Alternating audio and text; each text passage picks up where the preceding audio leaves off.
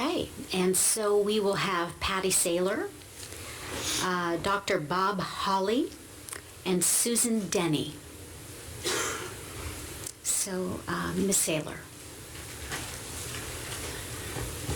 I have some reading material for you, but this is only an introductory visit. And hello, I'll be working with all of you, hopefully over the next few years, to move things forward on behalf of my son. So thank you for those of you who met with me already in the last 2 years. As people may know, I am Ethan Saylor's mother, and I appreciate your condolences and your acts of compassion and all that you have given towards my family over the last couple years. I am not here to talk about what happened to Ethan. I'm here to talk about what's happened since Ethan died. I just want to give you a heads up on some of the things that are really great that are going on.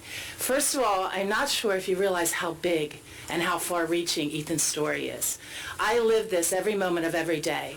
Every day I get communication from across the world, not from Frederick County, from the entire nation and the entire world, of how outraged people are in the disability community and the civil rights community, and how they would like to have things, their packets there for you. I'm sorry.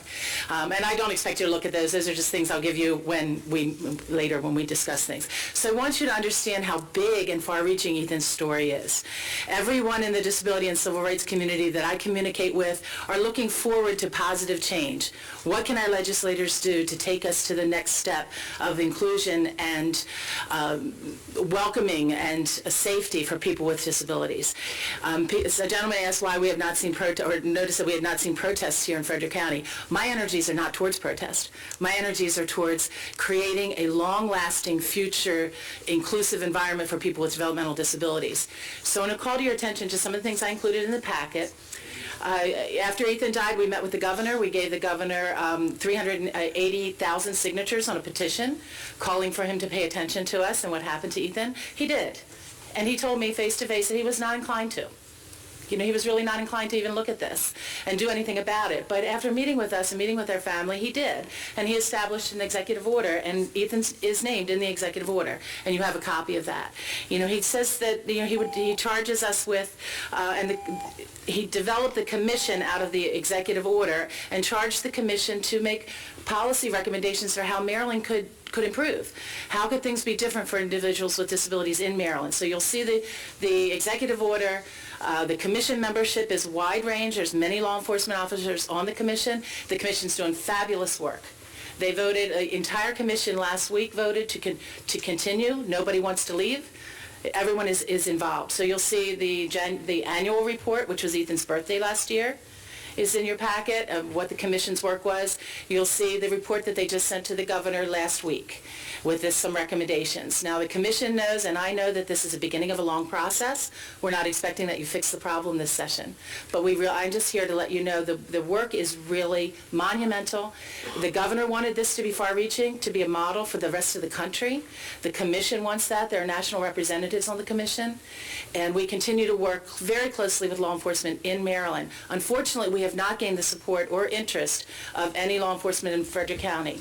And I can't speak to that. I don't know why, but law enforcement across the state is very involved in the work of the commission, and I work with law enforcement officers on a weekly basis to move things forward. So you're going to be hearing from me, and you're going to be hearing from some of all the people in the commission.